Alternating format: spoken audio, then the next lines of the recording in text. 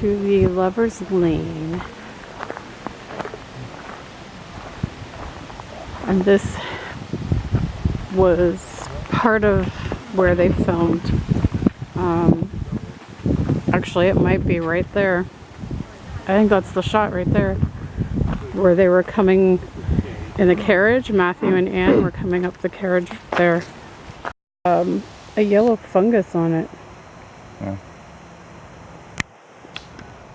Oh, that's cool.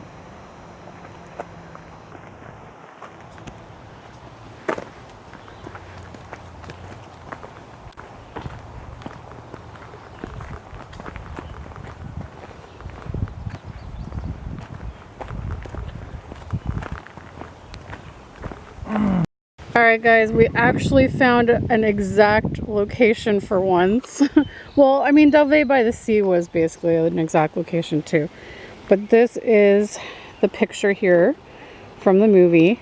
And there's that road. You can see it veers off in two directions, the red road. And it's literally right there. So it's right here. So they were driving down this road here. Hope I'm not covering my mic.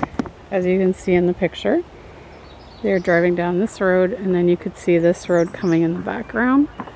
And there was the trees all over.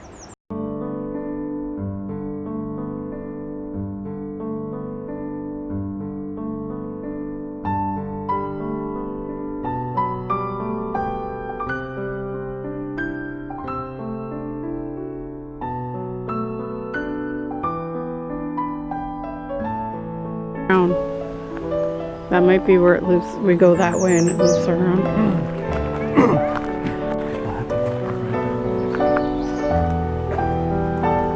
Okay, well, we'll do a little bit more. I don't know if we'll do the whole thing.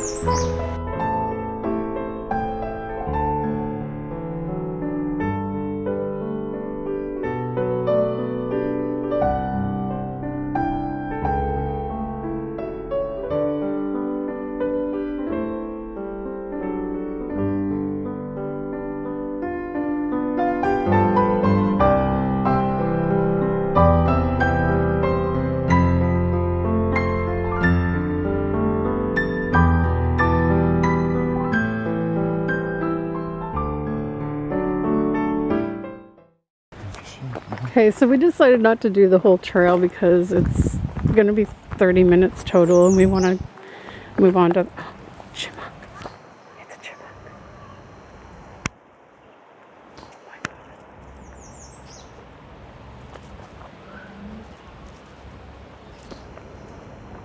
Oh, that's so cute.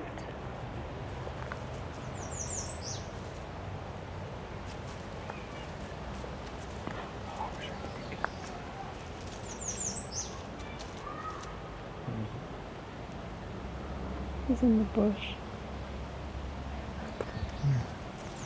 He's coming.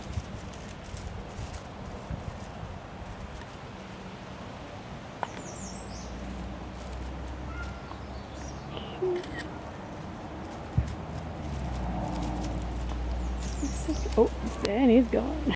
So as I was saying before, our attention was diverted to a chipmunk. We're gonna head back because we want to get on to other things. So we found a little shortcut to turn back.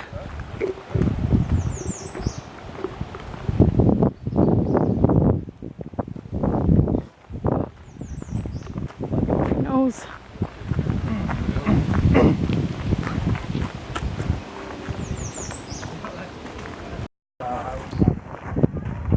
There goes Anne. Hi there. How are you? What's your name? Oh, that's a terrible.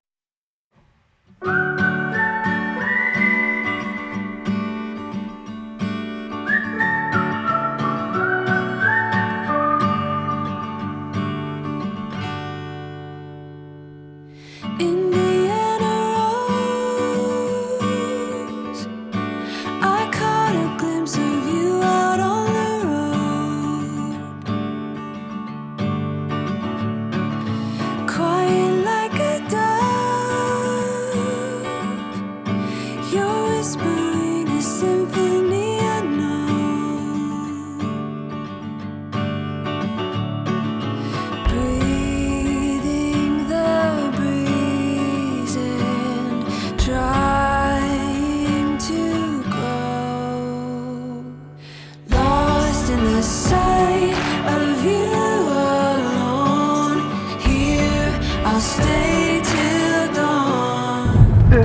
So now we are headed to North Rustico Harbor. There's some cows.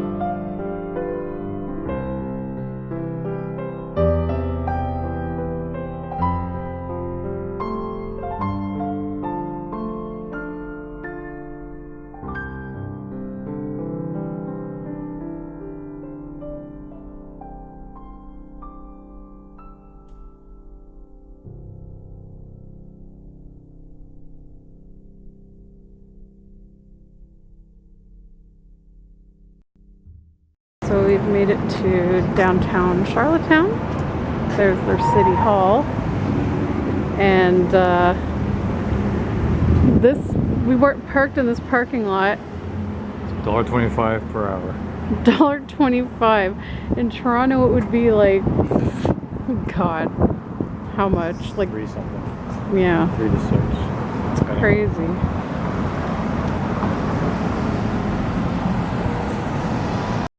This is Cows ice cream. The lineup is out the door.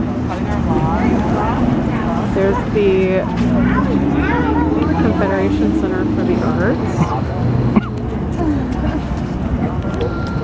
That's where the Anne of Green Gables musical is. And like the guidebook had said it would be, and we were like, yep, there's all the people lined up. Okay, so I got apple crisp ice cream as well as an enamel bar ice cream. Alex got an enamel bar and salted toffee. That's the theater that has the Anne and Gilbert musical.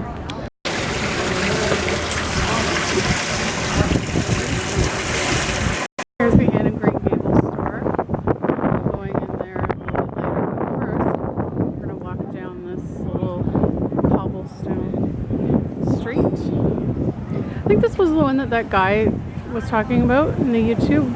It showed like a cobblestone road that's blocked off to traffic. Yeah. Yeah, so I think this is it. And there's a stage. Looks like they're setting up for live entertainment. They have all these picnic tables with, I guess, checkers or chess.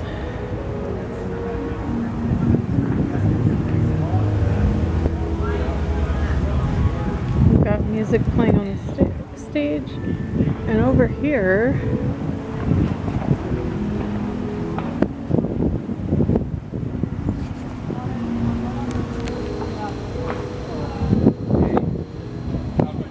people in period costumes playing croquet. I wonder if they're actors from one of the shows or something. They're playing croquet. That's so cool.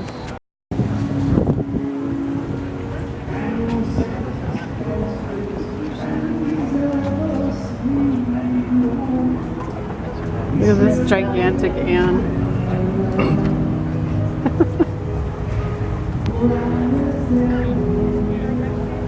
Do you want to look in here?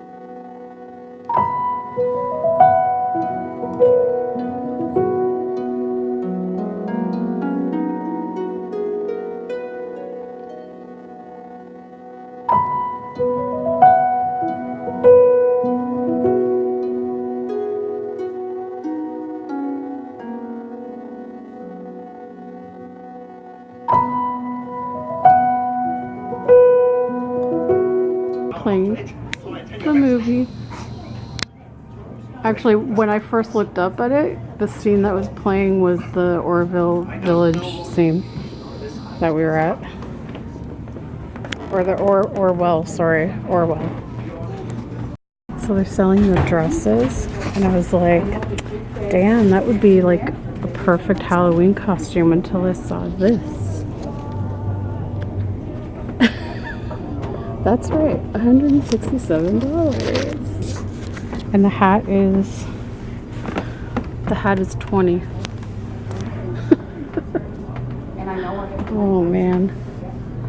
Here's all the different Anne of Green Gables dolls. Oh look, there's Diana Barry.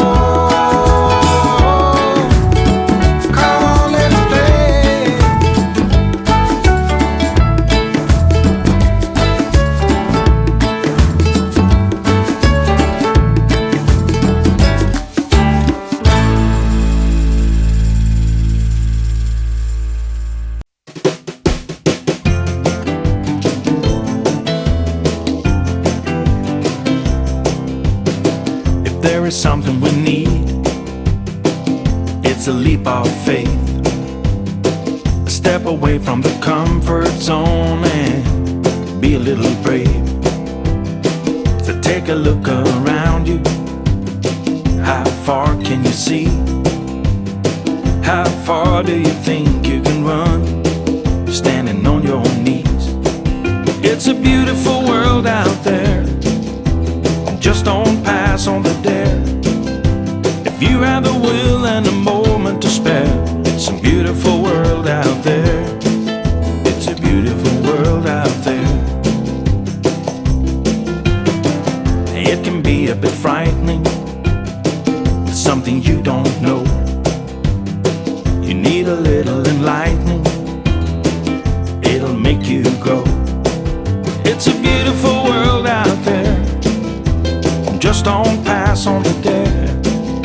If you have the will and a moment to spare, it's a beautiful world out there. It's a beautiful world out there. Oh, it's a beautiful world out there, just don't pass on the dare. If you have the will and a moment to spare, it's a beautiful world out there. It's a beautiful world out there. Oh, if you have the will and a moment to spare, it's a beautiful world out there. It's a beautiful world out there.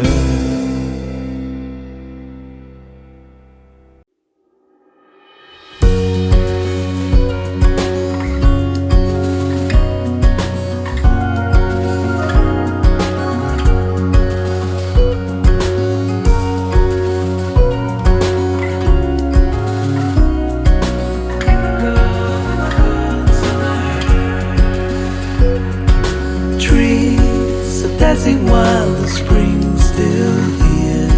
They don't make haste cause they know what's coming. We try to wash away our broken years, but it's so hard in the cold summer.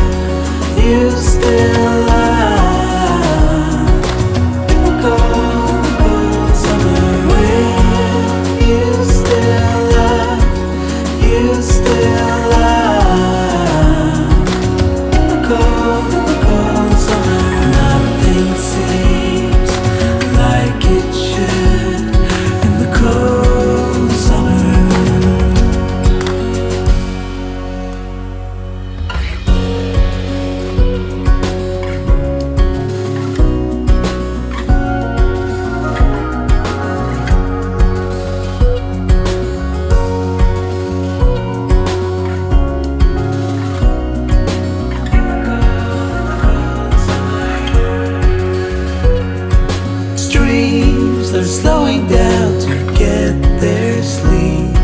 They've had enough bringing life to others, but I still don't know what else to see.